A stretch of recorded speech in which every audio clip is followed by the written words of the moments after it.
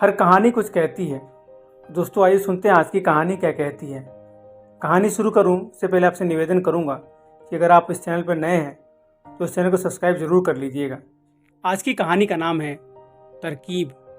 दोस्तों ये 100 दिन 100 वीडियो चैलेंज का 30वां वीडियो है।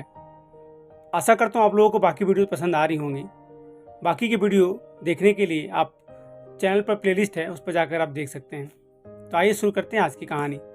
प्राचीन काल की बात है। एक बार किसी गांव में अकाल पड़ा। खेत सूख गए और पशुओं के लिए चारा नहीं रहा। लोग भूख से मरने लगे।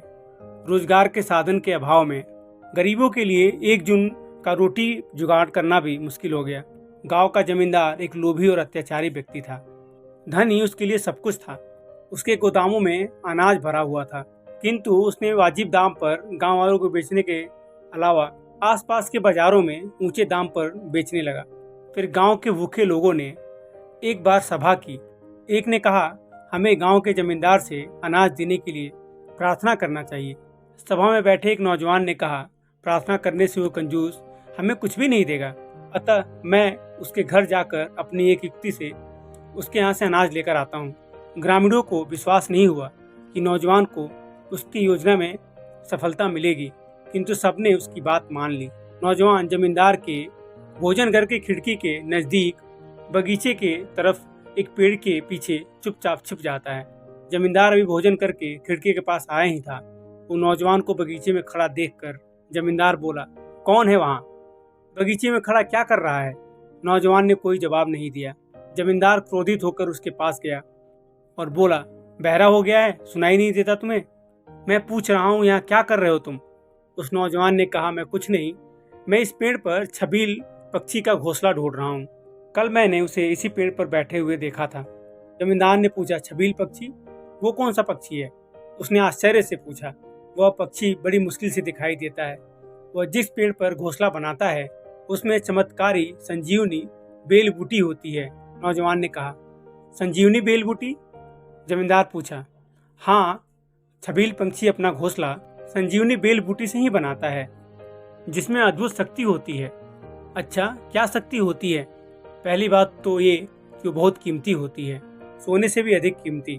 और दूसरी बात ये कि वो इतनी चमत्कारी होती है कि उसे सिर पर रखते ही कोई भी व्यक्ति एकदम से गायब हो सकता है। गायब हुआ व्यक्ति सबको देख सकता है, लेकिन उसे कोई नहीं देख सकता है। नौजवान ने इतना कहा कि जमींदार एकदम से उछल पड़ा। नौजवान बोला, मिल गया, छबील पक्षी का घोंसला मिल गया, मैं अभी उसे अपने घर ले जाता हूँ। जमींदार ने देखा कि पेड़ पर सचमुच किसी पंछी का घोंसला लगा हुआ है, जिसे देखकर नौजवान बहुत खुश हो रहा है। उसने कहा, खबरदार, अगर तुमने इस घोंसले को घर ले जाने की कोशिश की, ये मेरे बगीचे के पेड़ पर है, तो इस पर मेरा अधिकार है। मैं छबील का ये घोंसला तुमको नहीं दूंगा। ठीक है, अगर तुम घोंसला मुझे नहीं दोगे तो मैं इसे नष्ट कर दूंगा। मुझे इसे खत्म करने की रीति भी आती है। नौजवान ने यह धमकी दी तो जमींदार कुछ शांत हुआ। वो बोला, मैं तुमको 50 अशर्फियाँ दूंगा, तुम इसे मेरे लिए छोड़ दो और यहाँ से चुपचाप चले जाओ। किंतु इतनी अद्भुत, कीमती और चमत्कारी चीज मैं तुमको इतने सस्ते में नहीं दूंगा। दाम बढ़ाओ तो सौदा पक्का हो। नौजवान ने कहा, हाँ, मुझे धन की जरूरत है। अगर तुम मुझे 50 बोरे अनाज दे दो तो ये सौदा पक्का हो सकता है। जमींदार ने सौदा मंजूर कर लिया। नौजवान ने अनाज लेकर उसी समय जरूरतमंद लोगों को बांट दिया।